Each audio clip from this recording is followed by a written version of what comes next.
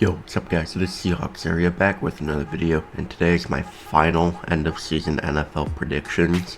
Last year I did this like 3 days before the actual awards. I think I'm doing it like 2 weeks before the awards now, and we're gonna compare what I thought they would be in summer to now, because they are piss poor terrible, and I don't think I got any of them right. But let's start with the Offensive Player of the Year. Alright, my Offensive Player of the Year before this season was Bijan Robinson. Yeah, I can't explain that one. But now, my Offensive Player of the Year after the season is Eagles running back Saquon Barkley. You know, in a season where Ja'Marr Chase had the Triple Crown, it's shocking that he's not the Offensive Player of the Year. But you cannot deny Saquon Barkley, the 9th player to ever rush for 2,000 yards in a season. Sure, behind top O-line in football. That's what players do when you give them good O-lines, especially running backs. And, Saquon was a beast before he even left for Philly anyway. He just became better because that team actually cared and wanted to utilize him to the best of his ability and didn't just run him into the ground. A bunch of morons. Saquon is one of the backbones behind why Philly is in the Super Bowl. He's having one of the best playoff runs. It's similar to 2019 Derrick Henry. Some might say it might be better than 2019 Derrick Henry in the playoffs. I probably would say it is as well. But this ain't a playoff awards. These are for regular season awards, but still 2,000 yards. Absolute just monster of a runner. It's so hard to bring him down. Saquon, you are my Offensive Player of the Year.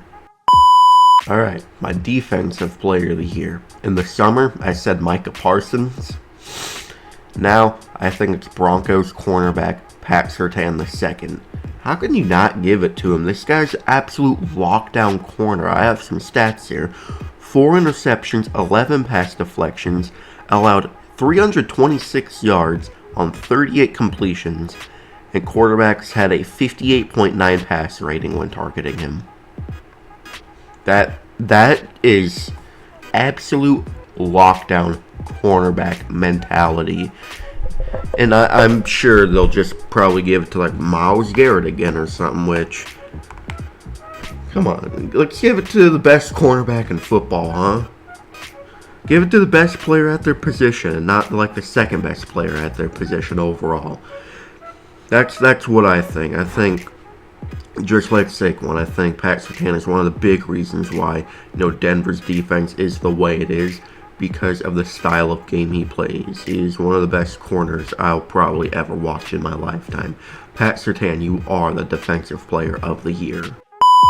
Alright, now for my Coach of the Year. In the summer, I said Jim Harbaugh. This was probably the closest one I had, but now it's without a doubt Kevin O'Connell for the Minnesota Vikings. What Kevin O'Connell did with this team this year, with little to no expectations, it's going to be hard to pass him up on this award. I mean, if you wanted to give it to Jim Harbaugh, like the new flashy head coach, like I said he would be in the summer, it's understandable. But when you have Sam Darnold as your quarterback 1 going into the season, and you pull 14 wins out from that, it's hard. It's really hard not to give him that award. For the second time in Vikings history, he has given that team 14 wins. Will not discredit the elite defense that Brian Flores orchestrated, but Kevin O'Connell, just the way he coaches, and he's also from the McVay tree, which anyone who sniffs the Sean McVay tree is just a great coach afterwards, unless your name is Shane Waldron. Sorry.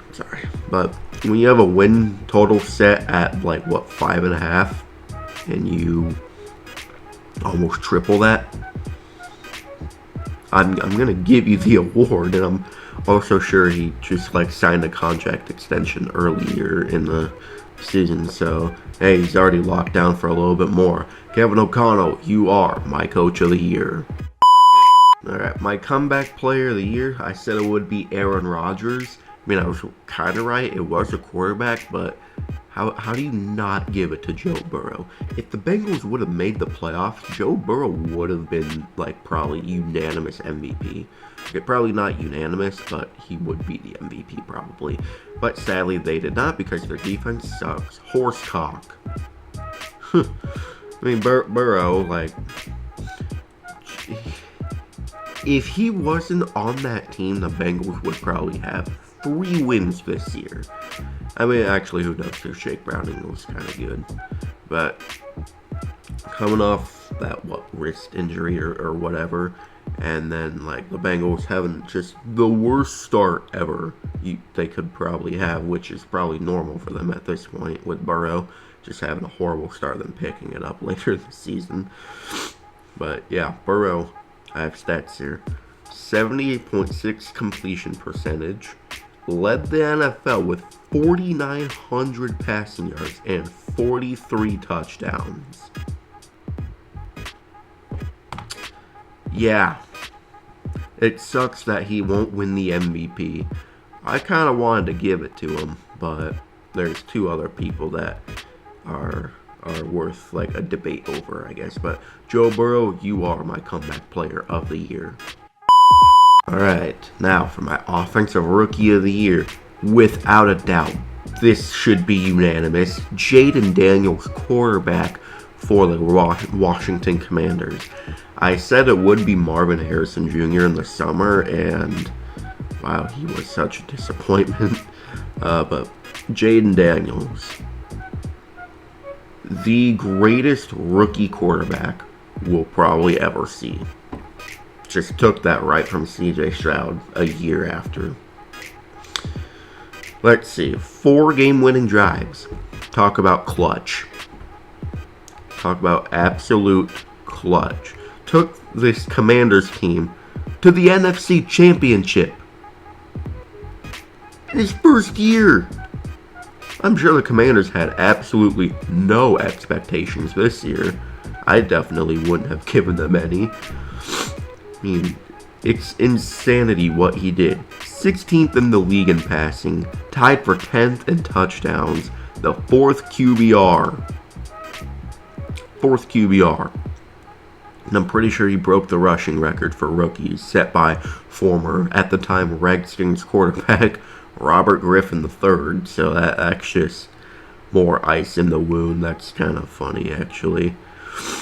But 7.4 yards a play or a pass. I mean, I'm trying to pull up his rushing stats. Yeah, he had 891 rushing touchdowns, 6 rushing touchdowns, or yards, and then touchdowns. Most games, he also led his team in rushing because, screw it, right? Because it's hard to bring this guy down. I mean, if he's in the open field and he sees a lane, he'll just take that lane and never give it back. I don't think we're ever going to see a rookie quarterback like this ever again. And that pass to Terry McLaurin to beat the Bengals in, like week 3 or something? How the hell does a rookie do something like that? When you have, like, this much room to work with, and he did it.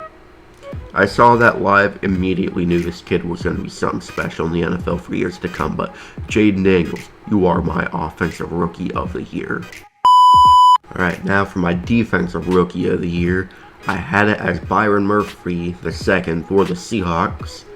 I got the division right.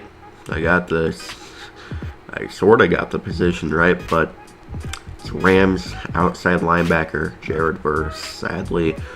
I mean, when your big task is to, like, at least do your best to try and replace Aaron Donald, came in the league with immediate impact on that.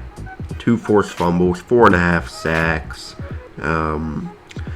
Led the rookie edge rushers with 77 pressures and the 4th among all defenders in football this year. I'm not ready to watch this dude for another, like, 10, 11, 12, 13, 15 years maybe. I don't know. This deal was made in a factory, though. like an Aaron Donald Wish.com factory or something like that. I don't know, but he has a resemblance of Aaron Donald, and I don't want that. I don't, but good luck, league, with this dude in it. I don't want to watch him for the next 15 possible years. But I mean, this dude is so fast. This dude, I know playoffs aren't like a factor into awards like this, but he had a touchdown in the playoffs. He had like 3 sacks in the playoffs, something like that. Just a really disruptive player. Of course, he mauled Seattle when they came into Seattle, because that's just what Rams defensive players do against Seattle, and only Seattle. But yeah, Jared Verse, without a doubt, you're my defensive rookie of the year. Alright, now it's time for the NFL MVP. I don't even remember who I said it would be. Or no. I said it would be CJ Stroud. How could I forget about that? I said it would be CJ Stroud. I got the conference right. But it is Bills quarterback Josh Allen. Sorry, Lamar Jackson truthers. This was really close for me, but Josh Allen should have probably won it last year. I think he's going to win it this year. With all the headlines that the Bills would suck this year because they lost Stephon Diggs, Gabe Davis, a lot of their defense. They said, oh, Diggs made Josh Allen good.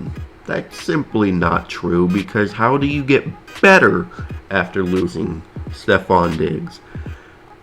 Josh Allen threw a career-low 6 interceptions, only sacked 14 times, the fewest by a quarterback since 2009. Allen with 40 total touchdowns and 4262 total yards, 3,700 passing, 530 rushing. Josh Allen is one of those players where, like, he literally is the team. He is the team most weeks. When James Cook doesn't function, Josh Allen just plays running back for the Bills as well. Once again, I'm sorry, Lamar Jackson truthers, because he did throw for a career high 41 touchdowns and 4,100 passing yards with a pass rating of 119.6, the 4th highest all time. The reason why Allen is getting it, though, because I already said it, he is that team for most weeks. When the defense doesn't want to play, when the offense barely functions, unless it's Josh Allen scrambling for touchdowns up the gut every week. When James Cook doesn't want to function, when his receivers don't want to catch for him, when they don't want to get open for him, he will somehow drag that team to a win. And that's what's special about Josh Allen. And that's why he hopefully will be the MVP.